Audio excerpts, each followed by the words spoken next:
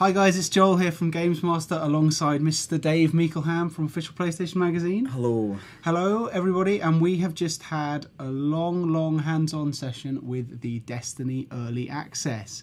And I think it's safe to say we both liked it, yeah? Yes, I liked it a lot. Well, you're a big Halo fan. You're not allowed to say that. Official PlayStation. You used to be a big Halo fan until you got, redeemed. Until I got the Sony lobotomy. Yeah, until you had the Sony lobotomy. How did you think it had did you think it had Bungie hallmarks? Yeah, absolutely. I mean, the DNA of it feels very much like the Chief. Everything from, the very sprawling outdoor environments to enemy AI. Like, once again, the AI, like Halo, was a big hallmark of what the Covenant used to do. They're very good at coordinating together in terms of their space and flanking you and really using space imaginatively, and vehicles again, which have always been a big thing of Bungie's past. Now you've got the Sparrow, which is your little hover bike you can essentially conjure from your hand by some sort of magic. Well, it's your ghost essentially. You bring up your ghost, and then he somehow makes a bike appear, and you can just kind of go anywhere. Like we were just tearing around on the Sparrows for a while, and you can even drive them indoors, which I found kind of remarkable. There seemed to be nowhere that kind of spat us off and said, no Sparrow for you. Big jumps. Did some big jumps, yeah. Up several times. By the time I actually got into the cave we were supposed to go, and you'd already cleared up, which was good. But yeah, I mean, I played it previously at Bungie about 2 or 3 months ago, but we did a sort of more funneled mission. This time you and I had a good hour or so just on a sort of patrol, kind of just buggering about in the world. To be honest, probably a couple hours. And I mean, it's just I couldn't get over how big the environment was. Like there was so much, and that's just one level of what's going to be, this whole galaxy. We were in old Russia on Earth, and there was loads to do. Like we picked up loads of sub objectives. There was like assassinate this dude, investigate this area, kill this many so and so's, collect the other. Like it just seemed kind of. You could just have hung out in there forever. Very seamless as well. There are no obvious loading times. No, nothing at all like that. And you could just kind of pick up objectives from where you want, and there were kind of enemies scattered in little pockets. What I was really surprised about is that there's a really overt RPG element to it, because I mean, I think we've all known this, but when you actually get hands-on with the game, is it the tower, the main central structure? so basically, like you create your character, and you can. Another thing that was really impressive is you can upgrade or change your equipment at any time, like mid mission or on the fly. But in between missions, you can fly your little spaceship to the tower, which, as you said, is very reminiscent of the Citadel in Mass Effect.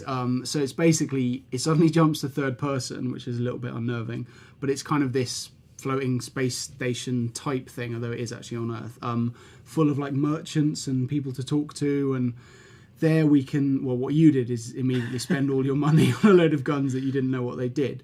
But you buy guns, you can buy armor, you can get your ship repaired or upgraded, you can like receive messages. I think you can pick up missions there as well. Yeah, you can collect bounty missions. Bounty missions, that was it. You can also dance on tables, which I did for about 20 minutes. Lot of table dancing. Which reminds me of PlayStation Home. Yeah. It's got its own running man. But good. And like you collect, in missions, you collect these things called engrams, which are essentially anonymous green blobs, until you take them to the tower, and then you talk to a guy called the Cryptarch in the tower, and he basically takes the box off and shows you what's inside, and then you get like new weapons, new armor and stuff like that. But what you said is absolutely right. There's so much depth to the character customization. Like even in in total we probably played 3 or 4 hours or something. I must have collected 20 guns and like 15 pieces of gear and like just loads and loads of stuff. So it's got a real loot stream appeal to it, like when people play Diablo and get obsessed, or Borderlands. Yeah, even. If you've got any sort of OCD about hoovering things up, absolutely, then you'll be obsessed. I mean, the good thing here is it's got its own private loot stream, so you don't have that thing you have in Borderlands where someone nicks a really good gun that for a piece of the pie. Pops out. But yeah, I mean, to me, it did really feel like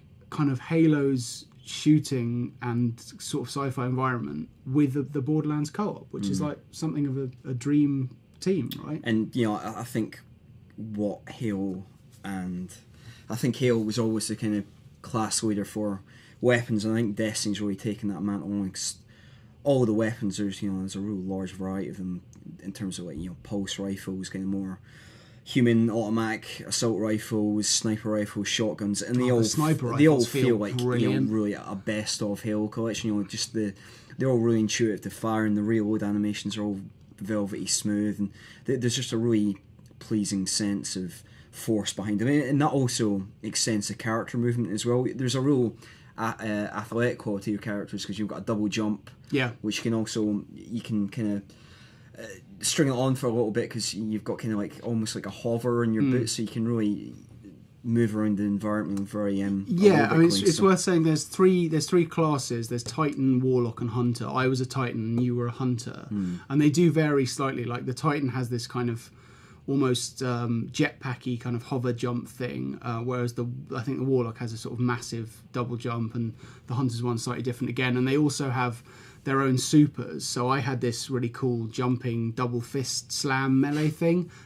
which is called Fist of Havoc, and you had the golden gun. Not the cheaty GoldenEye one. No job on the stairs, but a really powerful like a pistol magnum thing. It's like you get 3 shots from it, and it's like huge damage. Those are all brilliant. Like I've used all 6 of them over time, and they're all really good fun to use. So the characters kind of differ in that respect, and then obviously they differ in as much as you bolt on whatever kit and weapons you want. And we only played between like levels 4 and 8, and we already saw loads of the guns, and they felt great. So as you progress further and get the real meaty bastards, it's going to be a hell of an arsenal that's available to you. I guess the only slight negative at all from our time with the game was just a balancing issue when we got to what I thought was a boss, and I actually discovered it was only a sub-boss. Yeah, so we played the same strike mission that I'd played a couple of months ago, called the Devil's Lair, and you basically walk through it and have to get to a boss. But about 2/3 of the way through, there's what looks like a boss. It's like this big 6-legged tank thing. And when I played it before, it took like 2 minutes to kill. You and I must have been chipping away at it for 40 minutes. Yep. I mean, it was preposterously hard. Our first time out, we were doing it with another man who we'd affectionately named Captain Diphtheria, and it took us fully 25 minutes. Yeah. He must have had about 5% of his health bar left. We're almost doing like Russian roulette of 2 of us being down and the other man having like frantically scramble around the environment to revive, and then just one point he killed us all. Because as long as one of you are alive, you can keep going. If you all die, you get reset, and that did happen to us, and it was pretty infuriating. So it made some Dark Souls bosses look easy. That's how hard. And ironically, the final boss, who was a great big glowing eye orb thing, he was a lot easier. That felt about right. That was challenging, right. But it didn't. It took about 10-15 minutes, and we did it, and it was fine. What I found really exciting was there was one area where we just happened across a lot of other folk. Like there was about 10 of us in one environment. It really felt organic and emergent. It's got this really nice matchmaking thing where if you're in the same world as other people, you'll see them until you go to a certain point in your mission, and then it closes off the server and you go back into your private 3-man team again. Well. It really hides it well. That way. Yeah, it's absolutely seamless. I mean, you and I were saying yesterday, it does things that.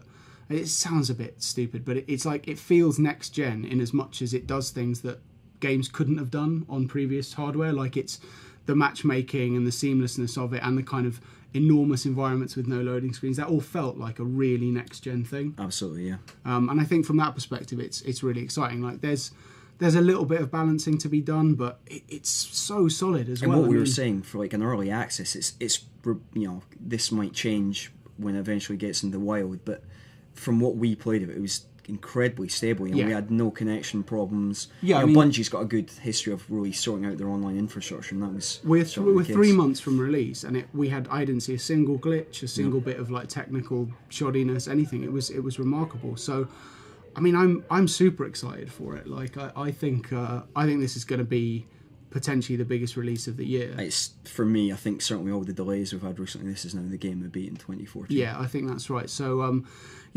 hopefully we'll have more Destiny coverage to come, and you guys will get to go hands-on sometime soon.